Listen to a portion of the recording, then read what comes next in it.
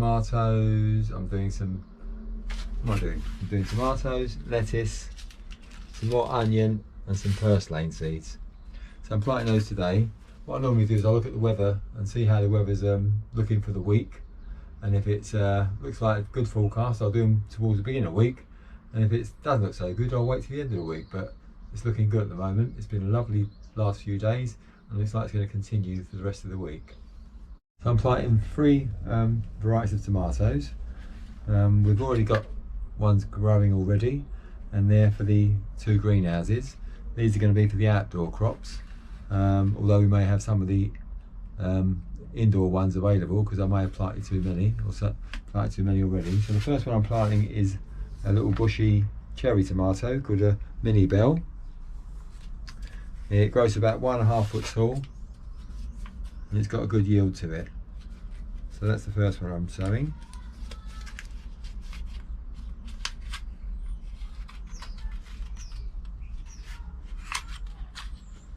So little tiny little seeds, not too many there, but that should be enough for us.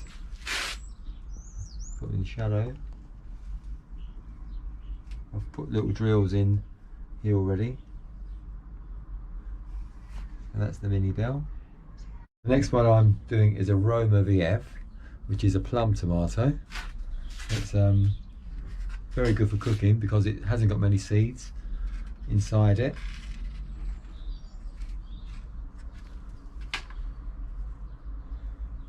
So it's good for storing really.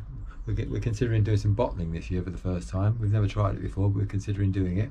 We also cook a lot as well, so we cook them down with peppers, onions, basil, and freeze them in batches, and then we've got a base for lots of meals there as well. So I'll put these ones in next. Do a couple of rows of them. Spread them out thinly. Couple more in there, the gaps are. That's it. But make sure I label these. So there's 2 of those, and there's 2 of those now. The final ones we're doing are Moneymaker, a good old variety. I think it's about 100 years old now. It's a cordon type variety of tomato, which means it's has to be nipped off at the top, otherwise it just produces lots and lots of growth and doesn't put its energy into producing tomatoes. So it's a good one to plant, reliable and good yield. So I'll put a couple of little rows of those in as well.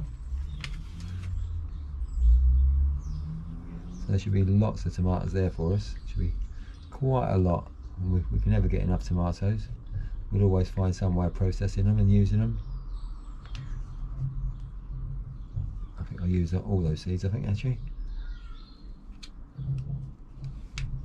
That's it. So I'll cover these lightly, and these are going to the propagator, and they should be germinated in about 7 to 10 days, and then it'll be time to prick them out, grow them on, and get them outside when the weather conditions are right. So hopefully they'll be pretty well established and large by then. I'll give those a nice firming down. This has already been pre-watered, so it's nice and moist in there. A little bit more in there. That's it, so they're ready for the propagator. I'm saying some more lettuce. We just keep sowing every 2 to 3 weeks, so we've got a continuous supply. Planting 2 varieties here. We've got some Little Gem, which is a nice compact variety. Always been reliable. So I'll just put a few seeds in each module. That should be plenty really. Just 5 little modules there. They fall down, they can. Oh, we've got loads there now. Got loads. And some Lolo Rosso, which is a red tinge variety. Nice looking little lettuce. It's a loose leaf variety, so this is loose leaf, and the other one's a compact variety. So that should be plenty. As I say, we sow them successionally every 3 weeks or 4 weeks, and then we've got a continuous supply throughout the whole season. I'll cover these thinly as well. They'll stay under cover in here. They should be up in sort of 5 to 7 days. Then I'll prick them out and keep a sort of hopefully six to seven of each variety, and that should keep us going until the next batch goes in. There's a good firming down.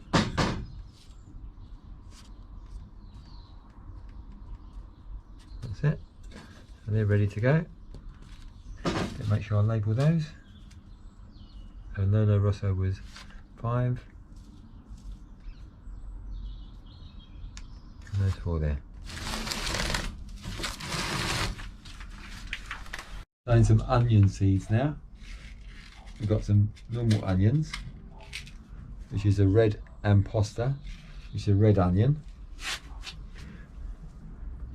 So some in each module.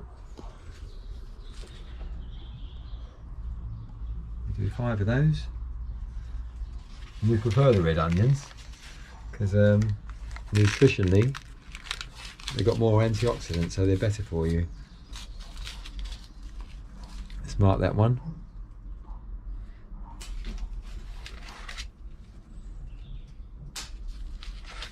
There's 5 of those, 5 modules there, and I'll do some red spring onions as well. These are red as well. Spin those thinly, and what I'll do is I'll plant those in bunches once they germinate, straight from the module into the ground, and we'll get a nice little bunch of spring onions all in one go. I'll cover those lightly as well, about 1/2 inch deep. So they'll be planted, the onions will be planted out. When they're planted out, I'll clip them off to about 3 inches when I plant them. Spring onions go straight into the ground as they are. Give those a good firming down as well. It's all been pre-watered, so they should get off to a flying start hopefully and germinate quite quickly. That's it. Right, I'm parting some golden purslane next, which is a herb. Produces lovely leaves. She's got a sort of sweety soury taste. And they're lovely in salads, and can be cooked as well. They're tiny little seeds actually. Tiny little seeds.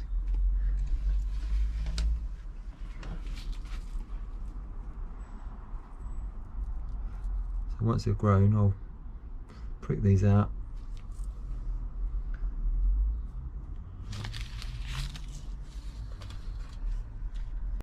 So these only need a very light covering, with tiny little seeds. So these need to go in the propagator because they need to germinate. They won't germinate, it's like 18 degrees to germinate. So from summer, early summer onwards, they can be planted outside. But if you plant them successionally, you can get a crop from sort of June to October. And they're lovely in stir fries as well actually. They're a nice little plant.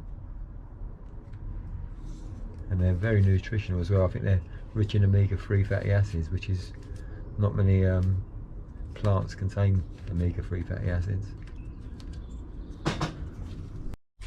The last thing I'm saying today is Rocket, and this variety is called Napoli. Rocket is lovely in salads. We just love the peppery flavour it gives salads. Tiny little seeds. I'll only put a few in each module, and I might plant some outside as well. We can, I mean, you can grow Rocket all year round virtually, and if you let it go to seed, it will sow itself as well. Very useful plant.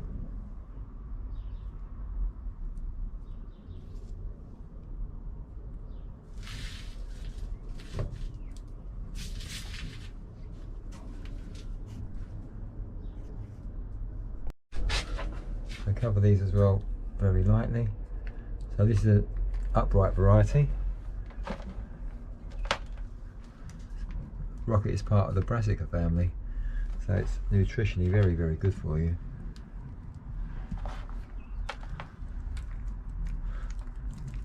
I know I keep mentioning nutrition, but it's something I'm really interested in actually. I do like to know what's in the things we grow and how they benefit us really, so it's something I've been interested in for a period. I don't know who said it, but someone said once about sort of nutrition, take care of your body because it's the only place you've got to live, which is very, very true. By growing your own, you are giving yourself good nutritional food. That's it, all done for today. Hope you enjoyed that video.